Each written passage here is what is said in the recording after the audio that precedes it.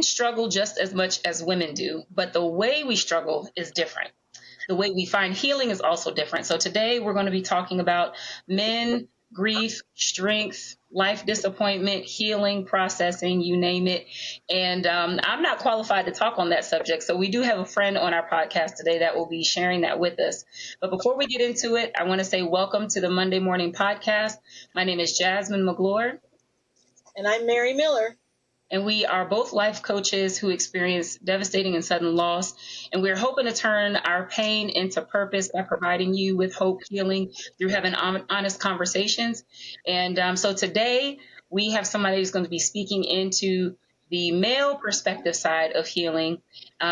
His name is Timothy McCain. He's a friend, publisher, published my book, and he's a husband, a father to two beautiful kids. He's an author of Crowns Are Greater Than Trophies, the author of This Is Your Chance. He's a gifted speaker. He's the owner of Team and Publishing. And if that weren't enough, he's also a pastor of the Mesa down in Florida. So, Tim, we are happy to have you with us today. And just thank you for taking some time out to join us. No problem. Thank y'all so much for having me. Appreciate everything that y'all are doing. I'm thankful for both Mary and you, Miss Jasmine, for being a voice in such a pivotal topic. Awesome. Well, thank you. So we're going to jump straight into it, and I'm going to hand it over to Mary to get the conversation going. Okay. Well, welcome, Tim. Thank you. My first question to you is, as both Jasmine and I, our stories are, we've gone through devastating loss, and I've been started a grief share group that I facilitate. But the one thing that I've noticed is a challenge to get men involved. And so my curiosity from your point of view, Tim, is what would you, how would you describe the difference between how women deal with grief and loss and how men would deal with grief and loss? Oh, man. I think there's probably a lot more similarities than there are differences. And I think that is probably a response that people are not probably surprised even to hear, because I think it's is not solely not necessarily how the men and women handled grief differently, is the permission in which we can handle it, right? And so we live in a society in which that many men, at least from the Western American culture, I would even say that, just to contextualize the thought, is that the emotions that you can feel is anger.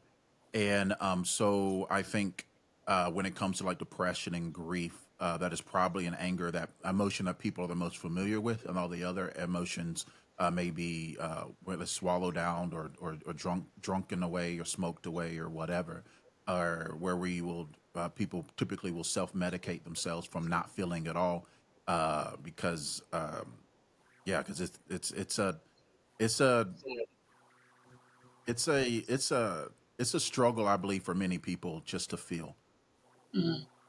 and then the shame of feeling that brings that grief even back there. So I shouldn't be feeling this way. Grow up. Like, a tear rolling down your face, like a man up. And so I think men and women may deal with grief publicly differently, based upon the permissions that society gives. But I think as a whole, we feel it all the same. Mhm. I thank you for making that point, because even as I was preparing for our conversation today, I was thinking about, well, what is the difference? And because principally, we're all human beings having a human experience.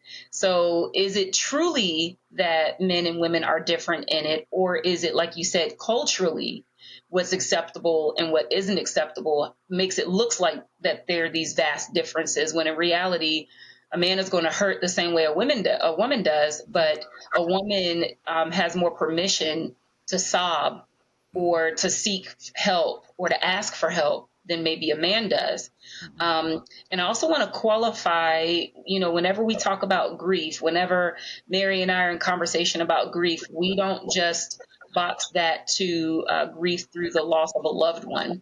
And so even I know, Timothy, as you're talking as well, we're not just talking about a man who's lost his wife, his child, or his parents or a friend. We're also talking about the major life disappointments that he's also walked through that have caused um, very similar, very similar attributes in grief, and it is grief. So I just want to put that qualifier out there that that's what we're talking about. It's not just through death, but also in life. Absolutely. Um, so Mary, I'm gonna hand it back over to you. I'm sorry, I just wanted to reiterate that. That's okay. Well, I guess, one of the questions that, follows along this line isn't just basically for men, but Tim, you as a pastor, what do you see as, I'm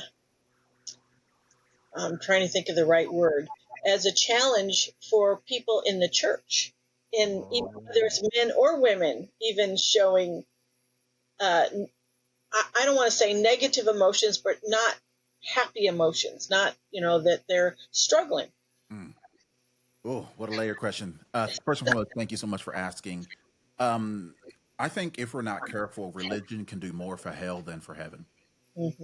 And the demonization of the human experience, the thought of the very first time you feel an emotion is to distrust it. The inability to walk through felt emotions or even trauma, because how quickly we are to outsource it to God as if that doesn't require our attention. And so I think it is challenging for church goers or even people of faith at times, depending on what I can just speak from like the evangelical America, that sort of deal, right? And because I think a lot of times we run from it. Hmm. We feel an emotion, we blame it on the devil. If you're going through grief, how quickly are other people there to just give you a verse and say, get over it? And and I'm sure y'all got, I mean, probably got for a nickel, y'all could be bazillionaires. How many Hmm. times y'all seen that or heard that? And so I think in the faith walk, I think it's very important for us to come to the grips of the reality that yeah, we serve a God that is present, that is powerful, but He created us humans, and in your human experience, your emotions are not in and of itself wrong, not in and of itself demonic. It's not in and of itself ungodly, and they're meant to be felt. In the same way, happiness is just as an emotion as sadness. Frustration is just as an emotion as fear. And all of these have its proper places and proper positions and can be used. For example, many people progress in life due to frustration. If it wasn't for the friction and frustration, they would not have changed jobs, changed careers, or better themselves, or got out of active addiction or whatever, because it was frustration that they felt that led them and fueled them. So I think as a whole, if we as a body of believers, as the church, can just give permission for people to feel, I think that creates the canvas in which they can paint their picture of freedom on. And because like for example, I have a book out about depression and anxiety, shameless plug here. It's called Use Your Jab, and it's a boxing term, come from a family of boxers. And I categorize depression and anxiety in four different ways: circumstantial, crisis slash trauma, spiritual, and chemical. And for the longest time, if you would go and especially, I feel like now people are finally having the conversation. For the longest time, this topic has been very taboo. The topic of depression and anxiety, where you say someone, I'm dealing with this, the very first thing you do is again go to the altar, you get the oil laid on you, and you get this spirit cast out. And again, I understand I believe in the spiritual realm, right, and all that cool stuff. But the problem is people are trying to cast out an emotion, not a spirit, and they're trying to cast out a human experience that they need to process, that God is present in, as it says in the book of Psalm, that He is near the brokenhearted and close to those who are crushed in spirit. So Psalms, it's in Psalm 34:18, I believe it says that He is near the brokenhearted and close to those who are crushed in spirit. Right. And so, or you can see Psalms 22, you can see the real emotions as David is going through, where he's speaking fact and truth at the same time. Like, God, where are you? I feel like you're not near me, but I know that you are faithful. I know you are, I mean, you're a deliverer. And so I think all that to say, all throughout scripture, we can see the presence of humanity and divinity all at the same place within the space or the realm of emotions. And but as a church demographic, we feel like we are so quickly to erase emotions because because we only want there to be faith present. But you will never tell a diabetic to stop taking insulin. And just to believe God. You'll never tell a diabetic to don't worry about your lifestyle and eat whatever you want to and just believe God. But we tell people dealing with depression, anxiety, or in grief, we tell them just to believe God and go on about usual. And now you wonder why people are in spiritual diabetic comas. Anyways, I know it's a long answer for a simple question, or maybe not a simple question, but I just think starting from jump, where the church gives people the permission to have Mhm. emotions, will go a long way. Yes, I would agree. I think one of the things that we in the church need to remember that all of our emotions came from God. Come on. They're all from God. Now the enemy will use them to, pervert, but God's very acquainted with our emotions. Yeah. And I think what you're touching on, Tim, is the church needs to get comfortable with emotions. That's it. People in the church need to get comfortable with, because that's why they shut it down, because I don't know what to do with this. Mm-hmm. So if I can't fix it, I need to shut it down. And I feel bad for people who are hurt, well, how much are you in your Bible? Are you reading the word? How much are you praying? How much are you, but basically, learning how to just sit with people Yeah. in their emotion, Yeah. that gift of empathy, to Mm. be able to just sit with them and let them emote. And sometimes that's the most healing thing they can do, is letting them talk and Very letting them get it out Amen. without judgment, without feeling judged, without feeling just, this is how I feel, and acknowledging their emotions. And I'm discovering that even in my coaching, how many people have a hard time with just sitting with somebody and not judging their emotion. Well, you shouldn't feel that way. Mm. It's like, well, how do I know what you should feel? Mm. So, Mm-hmm. so That's really good. I was actually on a podcast this week, and after we had the conversation, I was like, man, I think I said all the wrong things. But really, it was just the spirit of religion that was telling me that, Uh-oh. because the question was, about how some people have said some very Christianese things to me that were actually kind of hurtful after we lost David. And she was like, so how do you think somebody should respond? And I very bluntly, very authentically, I said, don't tell me to pray, because that's stupid. Now, I wasn't referring to prayer being stupid. But if you are a mature believer, if you've been in the church for any period of time, don't you think I already know? Mm. Mm. Mm. you know and Tim, you hit the nail on the head. It's like we're trying to cast off or cast out our humanity, but that's the very part of us that Christ came to even redeem, and that's the part of us that he loves, but we're treating it like it's a spirit. Mm. Like, if you pray hard enough, you'll get rid of this part of yourself. Yep. Really? Mm. Is that what we're after? Yeah. And I don't know if that should be the goal. Mm-hmm. Yeah. I think I we think need to. basically what you were saying, Jasmine and Tim, is like trying to cast out this emotion. There is a spiritual, can be a spiritual component in there, because sometimes it can be attached to a lie that we're believing. But it's what the words, the word says too. It's like, it's the truth that will set us free. So what we need to do is we need to acknowledge what we're believing. We acknowledge, this is how I feel, but then allow the truth to come in. Yeah. Yeah. I think that emotions is the vehicle, not the passenger. Mm-hmm. Right. Good, And good. emotions, they need to be felt. It's a place of transit. It's a place of understanding. It brings you to a place of comfort, or it brings you to a place of epiphany. Like emotions are they're important, right? It's a highway we get to what I mean, to think, to process, to get to an end goal. But again, the problem is as well is that so much, I think, of how we think about having faith, or even I said earlier about giving it to God, it impedes growth. It impedes even revelation of regarding what we are living through. Because so many times we're going through things, like there's lessons that God wants us to learn, but it needs to be felt. And so like I think like faith is not faith is not escapism, right? It's sometimes God will pluck you from the opportunity, but sometimes he walks with you through it.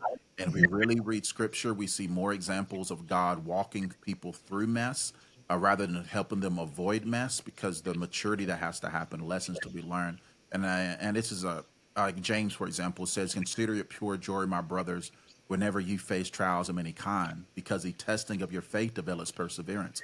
Perseverance must finish his work, so you may mature and complete, not lacking anything." And we wonder why, because we live so much of a radical avoidance, that we have people who are who are spiritually aware but emotionally childish. And I just think it's the whole, God walks us through the growth of our whole being, our bodies, mind, spirits, and emotions, to give us to that sozo state of being, to be made whole, to be made complete. So yeah, emotions should be felt, not ran from. Hmm. Hmm. Yeah. Um, and I feel like when it comes to just kind of bringing the conversation back, like specifically about men, um, when who do you feel like men are trying to be? You already mentioned two layers. Like the very first layer you mentioned was brought into like the culture, right? The Western Mhm. culture. And then the second layer was like in the church, right? So there are these, things keeping them from, um, so there's their human side who they're really, where the struggle is at. Um, and I don't know who they're trying to be or who they're modeling. Of course, that can be maybe anybody, but how would a man, that's probably a better question. How would a man get more in touch with his humanity and embrace that side of himself? Oh my God, that is that's a question. That's a deep question. That is, yes, yes, and because I think it's a layering that has to happen, right? I think most men are not even in a pursuit of happiness. I think most men are in a pursuit of peace. Hmm. And so yeah, so I think most men are not in a, again, not that we don't want to be happy, right? And because I think sometimes with people dealing with grief, that's the other end of the pendulum they want to bring someone to, right? Is not even peace. It's, oh, you're sad. Oh, well, you need to be happy. No, I just need to be at rest.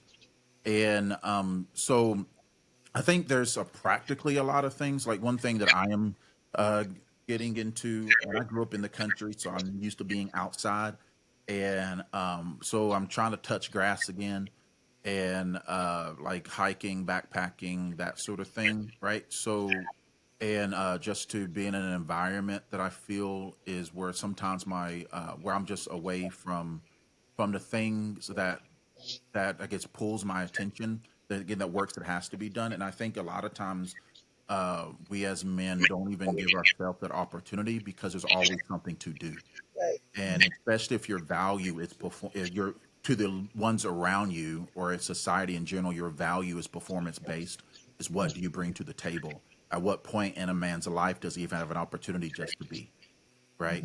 And so I think, man, I think that's just a such a layered question. Is we gotta have, again, we got to have the wherewithal and the internal fortitude to like create space within our own selves, to we will process these things instead of bottling it up, but also being in an environment where even with your family gives you permission to have that as well. So Mhm. yeah. Yeah. Yeah. One of the what you were one of the things that you were touching on, Tim, that I totally agree with. I saw that in my husband, before he passed away, and I see it in my son even. Is I need to get away. I need to get away. Just me and nature, just me and nature. And but I see also the very thing in my son that I saw in my husband is that I got so much to do. I have so much to do. I can't, I don't make the time. I got to make the money. I've got to, I've got bills to pay. I've got to do that. And we don't really give the space, although I do give permission, but they have to give themselves permission. Yeah. Mm. And that's, one of the keys. And so I know with, like you said, and what we've talked about here when it comes to like the church, but even society, it is really definitely in the church, but even in society, of giving men permission to have the feelings, to Mhm. take time away. but the church has been notorious for that, of uh, like you said, casting out the negative feelings, the I should say uncomfortable feelings, because they don't know what to do with it. And so, learning how to, so what would you say, Tim? It would be something that I'm going to say maybe off the top of your head, but what would be something that could actually might be something that could be implemented in the church to begin to help people, and especially men, have permission to, you know, uncomfortable emotions. Yeah, I think psychological safety is paramount, right? And as men, we are traditionally wired in a way to where we are protectors, right? And for example, like I personally myself do not know a man that will walk into a building or walk into an environment and they don't know where the doors are, they don't know where the exits are, they don't know how many people's in the room, that sort of guesstimation or whatever. Or they walk to a restaurant and they immediately put their back to the door, right? And so because before you can be at peace, you have to make sure your environment is peaceful. And the thing about it, creating a peaceful environment, there's many variables to which there's a bunch of influences that is beyond your control.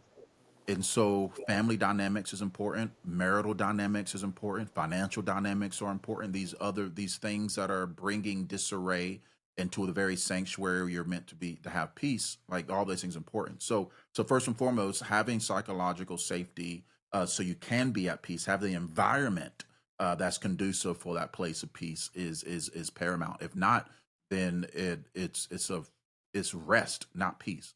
So an example I use is like walk to a place you know where to safe at. Before you bring your family in, before you can sit and eat. You're like, oh, I'm good.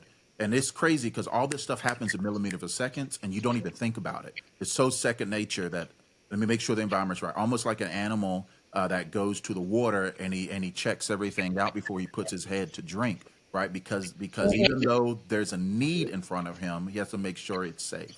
And the moment you set your guard down, you know there's things about to itchy, about to beat someone's lunchable, and so you don't want all that. So like I'll just from our example for as a man, we actually have a men's outing tomorrow, and I'm can I keep it a buck with y'all? Can I keep it 110% with you? Please do. Absolutely. I'm gonna I men's conferences, mm, like for real, like we don't need more beat your chest slapping people with beef jerky and roaring and like machismo type of thing. That is whatever Hollywood's example of masculinity. That ain't it, right? Because Very at the end of the superficial. what? Pardon? Very superficial. Extremely superficial. That's what brings me even back to the first question I was asked: was the difference between men and women? Even how y'all's women's conferences are, it is very. You talk about good topics, but there's times of connections, right? There's times to build friendships, right? Some often these men's conferences is not like that. You have a hot dog eating contest and you high five each other and you fart while you leave. It's like what are we doing? And then it's always the same topics. But Uh, many people, if they will have the opportunity to build relationships, to find trust, they'll then that area they'll find accountability, they'll find brotherhood, and then they'll be found that again that psychological safety that's created in that environment where they realize that the person that they confide in is faith trustworthy enough that they won't have that their words won't be weaponized against them, right? And so when all that stuff happens again, then you can have a place where that dialogue takes place. But for what we're doing here as the men's group at our church, and I'm not saying we have it all together, but there's something that's been super dope, is that our men's outings, our men's conferences, I'm sorry, not conferences, our men's outings are not surrounded by Bible studies. And I sound so bad saying that, but please hear what I'm saying. I'm not saying we're not in the Word. I'm not saying we're not encouraging people in Scripture. I'm not saying all this because we are right. But our men's outings are literally connected to outings. Okay, and so we went. One week we went golf. Another week we went top golf. Another week with this week we're going as cheesy as this sounds. We're going bowling. But let me tell you, the reason why we're going bowling because there's an amazing wing spot in the bowling alley. So there it is. But we're going bowling. I don't know if you like bowling. God bless you. I'm trash at it. I just throw it as hard as I can and hope for the best. But anyway, so we got a bunch of men. Ain't none of us good, but we're gonna talk so much junk to each other, so much trash, right? But lo and behold, every single time we always caravan. They all jump in my truck. We take the cars and vehicles, try to get many people to the building in the vehicle at the same time. And lo and behold, after all that laughing and ha ha and kiki, and as the young folks say, guess what happens? True, authentic conversation. Man, I'm going through this, I'm going through that. Why? Because there's safety that was created through play, right? And so when the environment is safe, the conversations take place. The problem is, and Christendom, we want the conversation to happen and then safety to be demanded, not afforded. I don't know if that's the right word. Mic drop. Mic drop. This is so good. It's so rich, and it's interesting that the way that we are discovering to serve one another is not in strict, rigid, religious Mm, ways and settings. It's in very human, loving, compassionate, gentle, patient, laughter, yep. just doing life with each other sort of ways. And Called authentic. Yeah, absolutely. yes, If you don't laugh with me, how can you expect to cry with me? Right. Like, if you know what I mean? And like if you anyway, sorry. Go ahead. no, keep going. You're on track. You're good. It's again, it's here's the thing. I think um I'm gonna speak to pastors for a second. I mean those like that. Please do. People, our titles don't mean much. Hmm. It may mean something to whatever to somebody. I'm not negating how hard it was. I'm not negating or taking away, sorry, of how hard it was. You worked for your degree and all this fun stuff. But people, you may have an opportunity to build trust, but the title doesn't make the trust. The relationship does. And I think maybe back in the day there was a trust regarding church and people of the cloth, clergymen, the clergywomen, where people knew what they were about. But back in the day there was community pastoring. There was investment, there was deposits being made. Church wasn't just a building that was up on Sundays that people drove through, got their fix, and they left to the next Sunday. There was investments involved in all of that. So when it came for someone to cry, they knew that the pastor was trustworthy. But now we live in a completely different generation. We have a completely different world. Now you need to prove that you're trustworthy, not expect for them to know it. And I think that doesn't happen in times of crisis. That happens when nothing is going on. Hmm. That happens when before the passing away. That happens before the divorce. That happens before the financial crisis. These relational opportunities that is being created should happen through the you know what I mean through the weeks as weeks past. So when that time comes, there's enough of a relational equity to take a demand or to take a withdrawal upon. And but I just think that we are lullaby because from this belief that our title is all is required. But no, your title is an opportunity. That's it. It's the chance. It's not the action.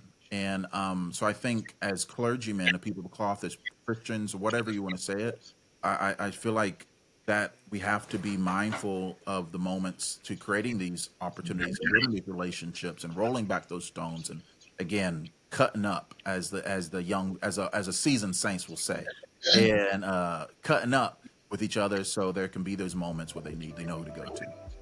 I think the key word there that you were talking about, Tim, was investment. Oh, You, bam. it's the investment Absolutely. that makes the difference. Absolutely. It's like you're going to the bank, no, you haven't deposited anything, but yet you want to pull something out. You have to invest in your people, Absolutely. but Absolutely. we have to invest in each other also. And that's how you create the safety.